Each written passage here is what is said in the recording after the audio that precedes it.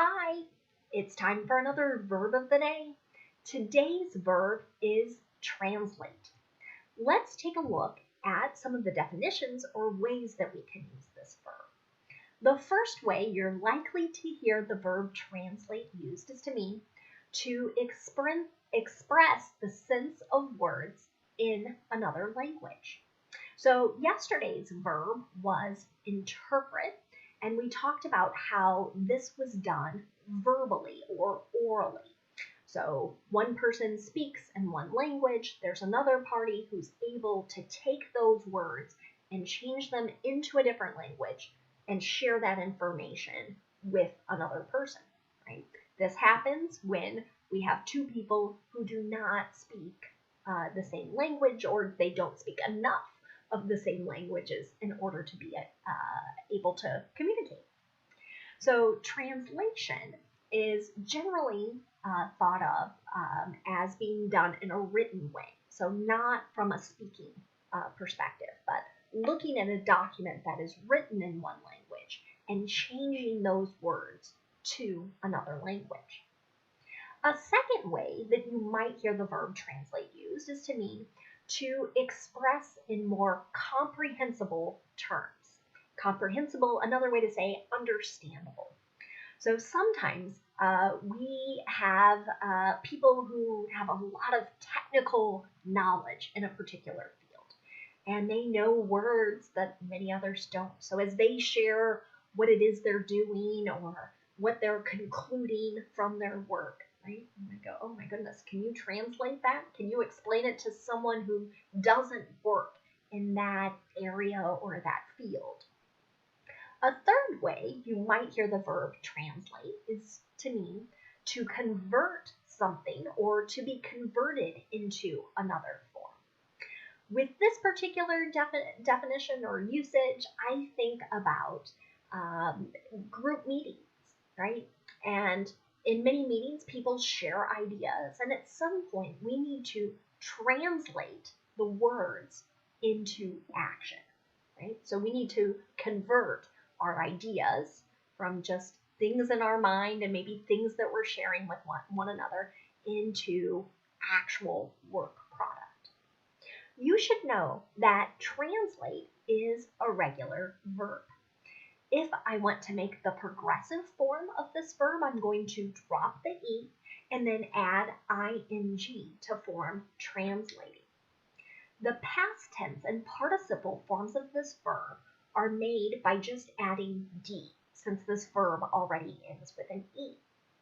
The verb translate, again, ends in this T sound, so our past tense ending is going to make an id sound.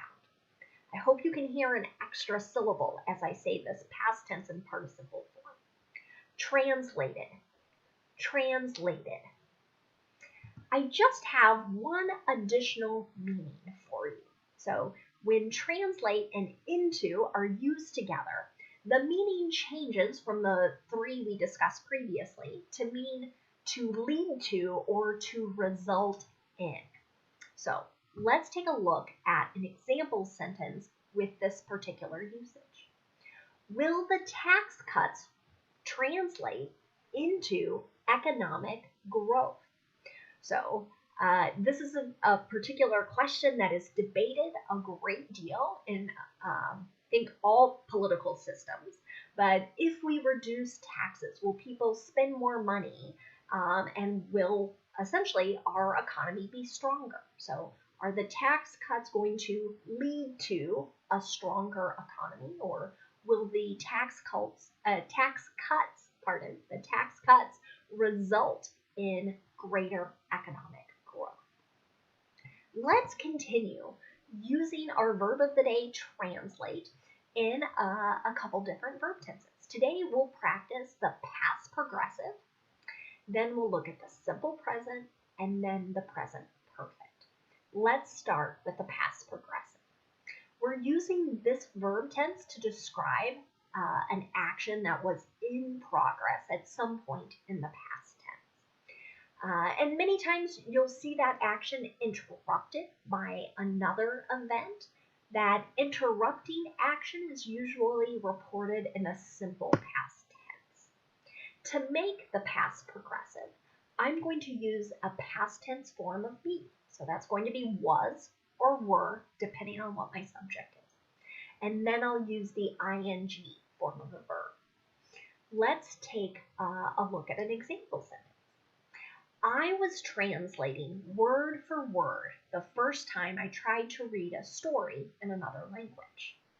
And I feel like this is a very true statement for me as I think back to reading something more than just a sentence in another language. I was thinking, what does this word mean? And what does this word? And what does this, right? So it's a very slow process.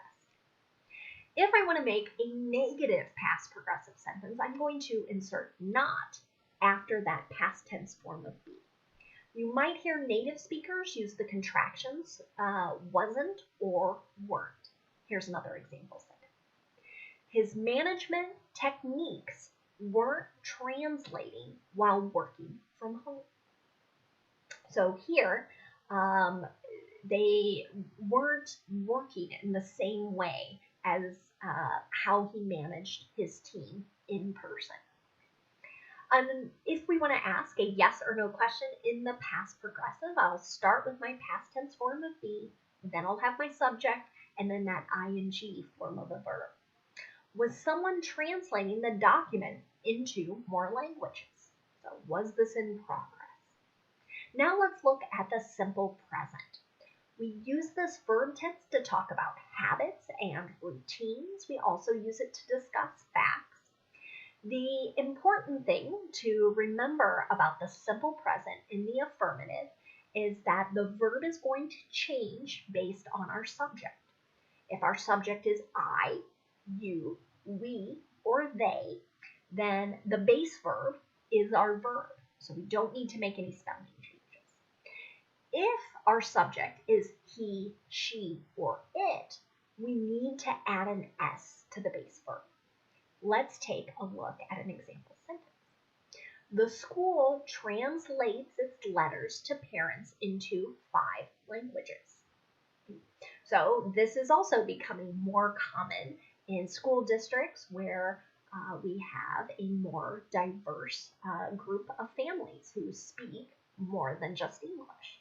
It's becoming common for schools to write a letter, provide some sort of communication to parents, and then change that language into other languages so that the information can be shared with speakers from those particular language groups. Now, if I want to make a negative sentence in the simple present, I'm going to use do not and then the base verb, or does not and the base verb. You might hear native speakers use the contractions don't or doesn't. Let's look at an example. Some words and phrases don't translate well or clearly into other languages.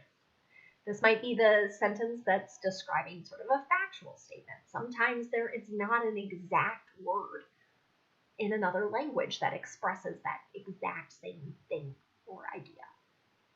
If I want to make a yes or no question in the simple present, I'm going to start with do or does, then I'll have my subject, then the base verb. Let's take a look at an example. Does that course translate to an online format well? So many of our teachers and schools have been asked to take things that we normally do face-to-face in person and change that format, right? And that's the usage here with that verb. Now let's take a look at the present perfect. We use this verb tense to talk about an action that started in the past and continues into the present, or we can use it to describe something that happened at an indefinite time in the past. So we're not sure if that's a week ago or 5 years ago, and it just might not matter. To make the present perfect, I'm going to use have or has, and then the participle form of the verb. With our verb of the day, translate, it happens to be the same thing as the past tense. Let's take a look at an affirmative example. The increase in testing has translated to a lower positivity rate. This sentence, again, comes from news. It's in reference to COVID-19 and our testing. If I want to make a negative present perfect sentence, I need to insert not after have or has. You might hear native speakers use the contraction forms haven't or hasn't. Here's another example. They haven't translated the documents yet. Okay? This implies that it is going to be done. It just hasn't happened up until this point in time. If I want to make a yes or no question, I'm going to start with have or have, then I'll have my subject, and then the participle form of the verb. Here's another example. Has COVID fatigue translated into more people not wearing masks and not being distanced? So COVID fatigue might be a new phrase for you, but I think it's becoming more popular, and it's describing the feeling that many people have with like, the pandemic has gone on too long. I'm tired of staying at home. I'm tired of wearing a mask. I'm tired of all of these precautions. And so we're asking, has this resulted in fewer people wearing masks, fewer people maintaining an appropriate distance from others? Let's take a look now at some related words with our verb translate. The first word we're going to look at is the noun translation. This can have a couple different meanings, just like our verb. One possible usage is to mean the process of translating words or text from one language into another. Let's take a look at an example of this. This is the Spanish translation of Romeo and Juliet. So Romeo and Juliet is a pretty famous play written by Shakespeare. It was written in English, but it has been translated into many different languages, and someone must be holding a physical copy or looking at some papers where the words have been translated into Spanish. A second way you might hear the noun translation used is to mean the conversion of something from one form or medium into another. This ties back to one of the earlier definitions of the verb that we looked at, right? If you think of my example before of translating ideas into action. Okay? So here is an example of the noun translation, meaning conversion.